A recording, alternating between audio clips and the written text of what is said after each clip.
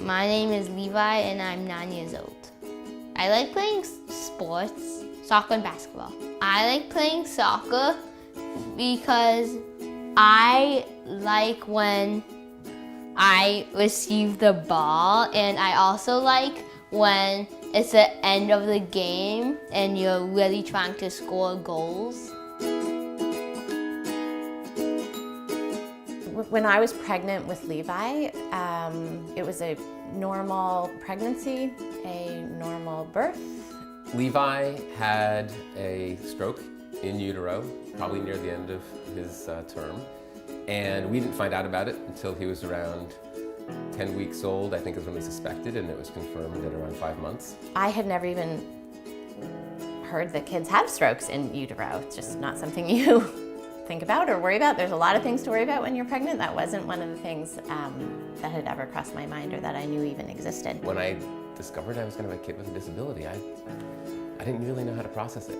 As the body that he was in when this happened, there's also feelings of guilt that I did something. It was something that I could have prevented.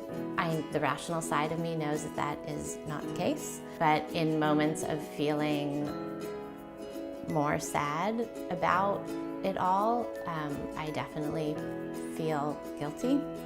I think early on there was a lot more time spent wondering and trying to retrace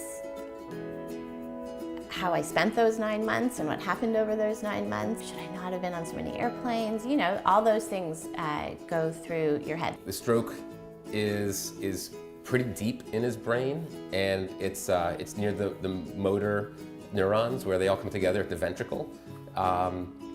When we first looked at the MRI, it was kind of shocking. It's like a massive black hole in his brain where all the cells were dead.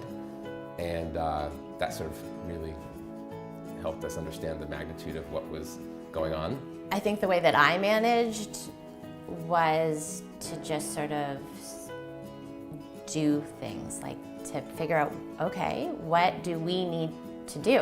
What does this mean and what do we need to do to kind of mitigate the impact it is going to have on him? Early on, we had no idea how impacted he was going to be. The specialists that we showed the MRI to all confirmed that they believed he would have motor impact but would not have cognitive impact. Levi started physical therapy, occupational therapy. When he got a little bit older, speech therapy. I think there was one point in his early, sort of under 2 years, where he had 11 sessions of something a week, every week. I would describe it as it sometimes gets annoying, and it sometimes gets I wonder if I had a normal right hand or right leg and I was normal and I could do stuff equally with my right and left hand. But I have this thing where I can't do that much. When Levi was 2, we woke up to the sound of, it was like an animal dying. It was like a gut-wrenching moan that was terrifying. He was having a seizure. But the first thing I thought was, he's had another stroke. We got him to the hospital and it took an hour for it to stop. Finally they couldn't get into his veins. Finally they got the medicine in. And you could see his face finally relax and the blood come back to his face, and his face went from pale to flushed again, and he fell asleep. Oh, I finally got my kid back. So you then have, on top of all the other stuff that you were worried about, you've got lots of other complications. Eli and I didn't know if Levi was going to walk or talk or do anything. I mean, you really have no idea when you find out that young what the impact of the damage is going to be. There's just another layer of future fear. He's not going to be able to drive because he's got a seizure disorder, and you don't want him having a seizure when he's behind the wheel.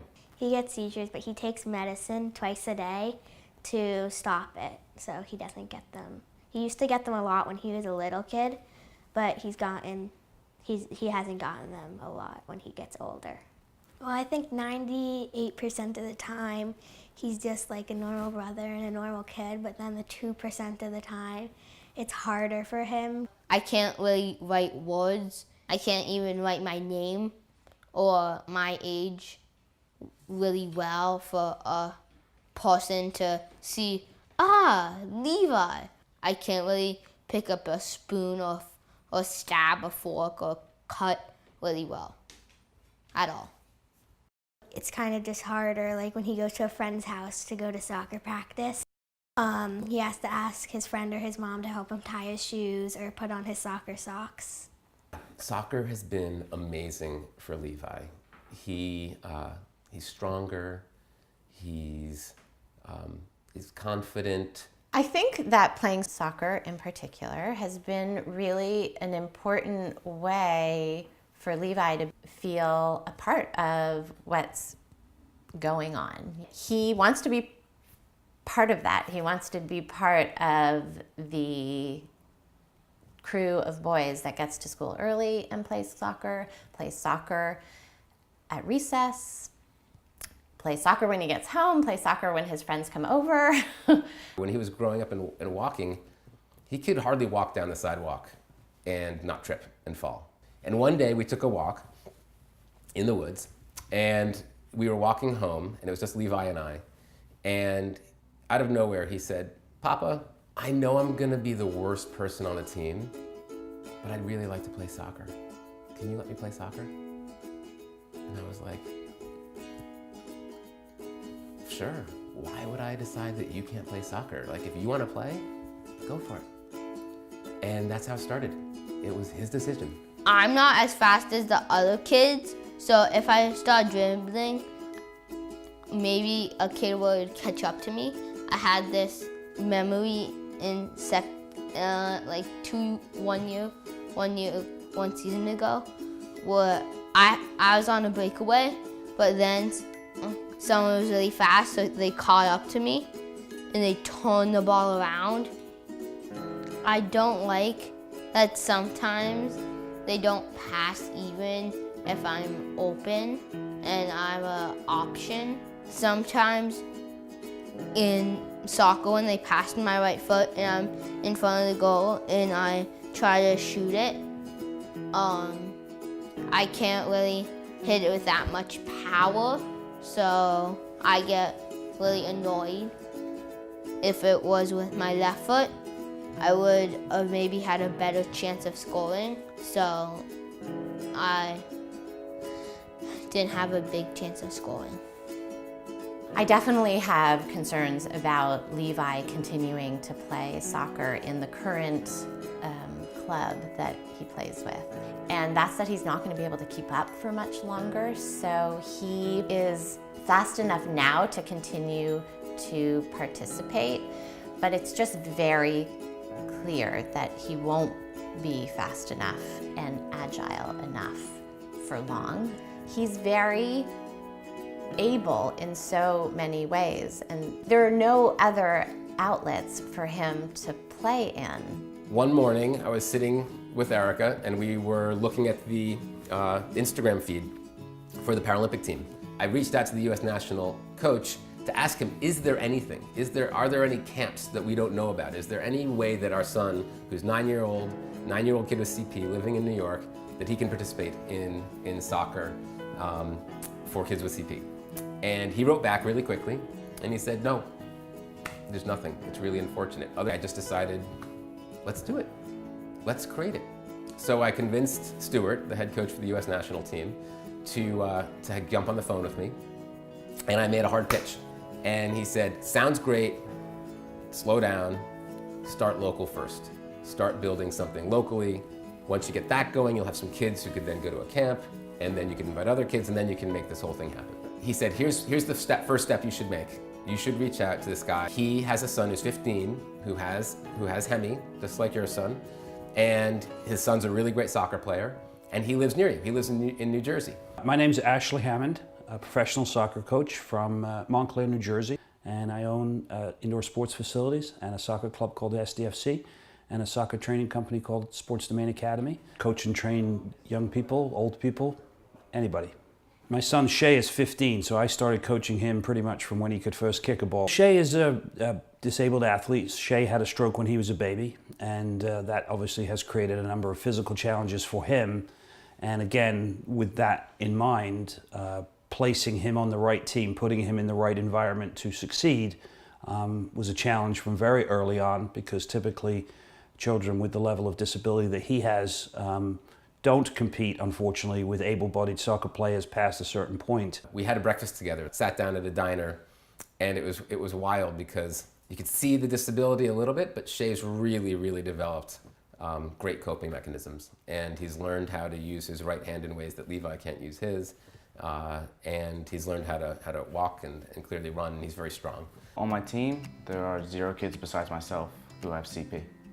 With me being the only person with CP, it's just, I try to just make myself fit in rather than be the outsider. So I try to be as normal as I can with the other kids and compete just as they would, rather than being that other kid with CP.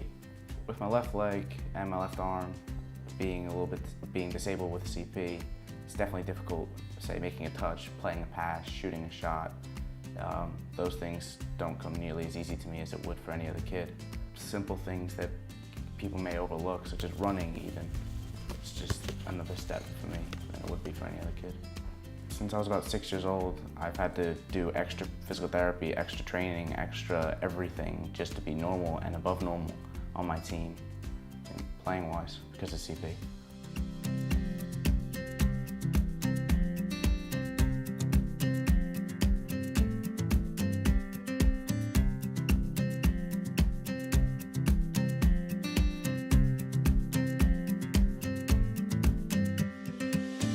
When I met Shay, I was really happy because he's another person that kind of understands my disability. He kind of conquered the wall of he can now do stuff with his right foot and his right hand equally, kind of.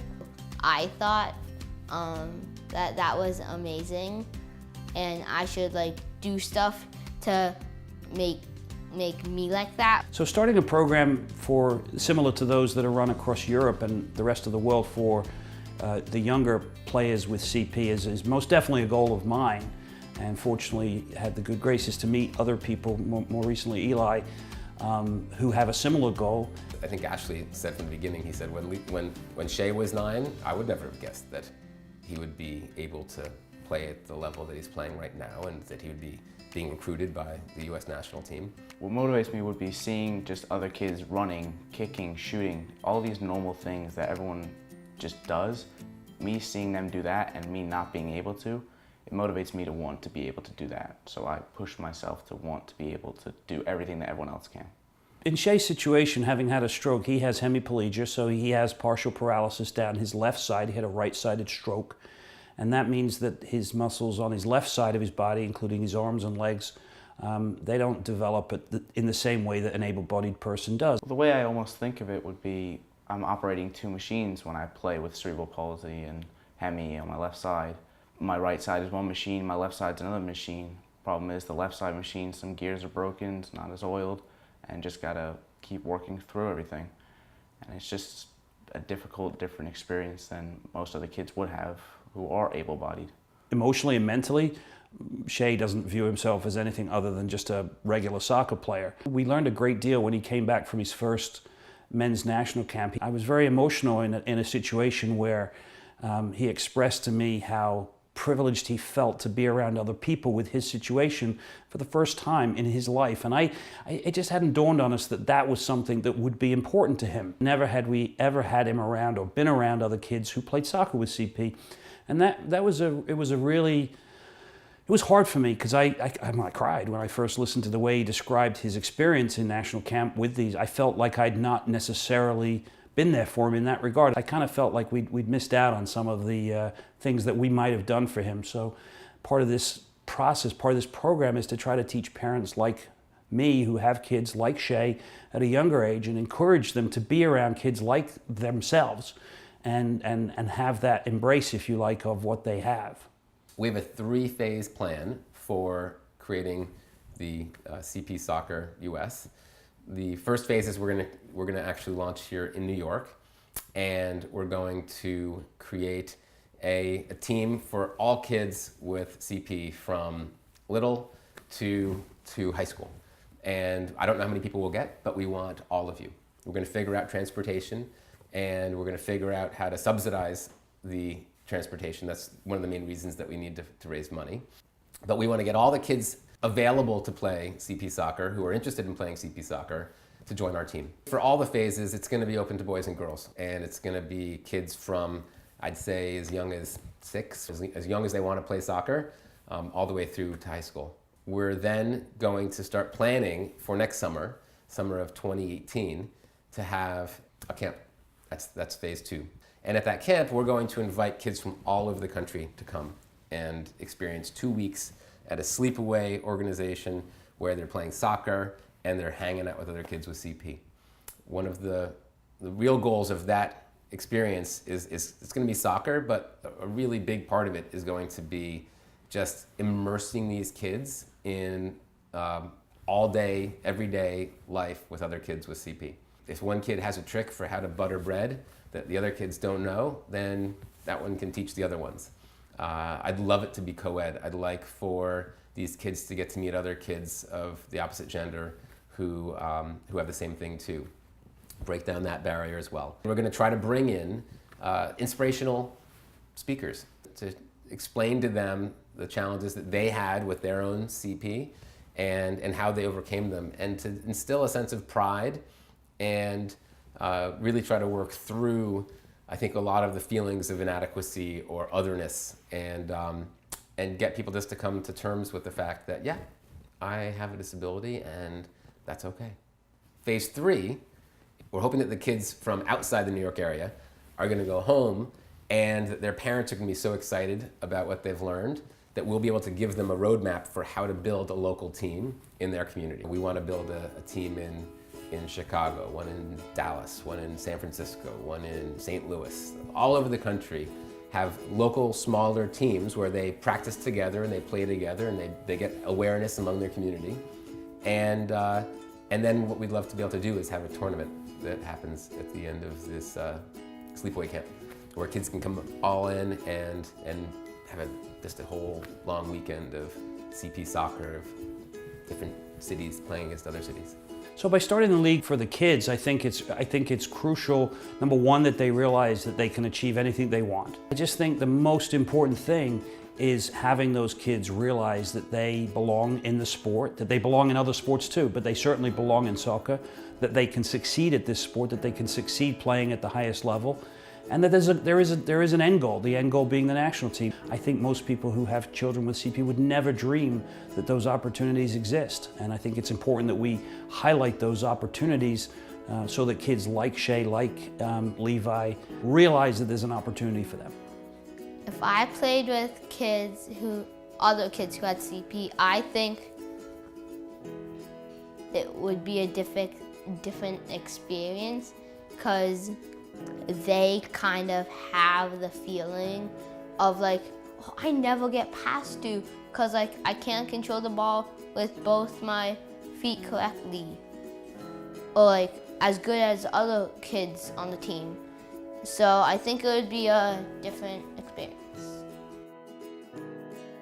With me playing on a team when I was younger with CP, I was the bench warmer. I didn't play much, and when you get to a certain age, those kinds of kids, they just get cut from the team. There's no other teams that'll take them. No one wants the kid who can't run. No one wants the kid who can't pass. So if there was a league or camp started for these kids, they could really work past their disabilities, as many others have, and they get the support and help to do so, and they could really become something special. I'm involved because my dad and my brother want to start this league, and I want to help give opportunity for kids that maybe don't feel like they can play with other kids that don't have CP, and they want to play sports and play with kids that are like them and understand the same things that they're going through, and I want to help them have that chance to do what they love. I don't know what it feels like to be in a body that doesn't respond in the way that you want it to respond. So what I am equally excited about, it's not only the playing soccer, it's to develop relationships and peers, mentors, people to look up to, that he can see what he is capable of if he puts in the hard work, and to not feel as alone. Never, ever doubt what you can do.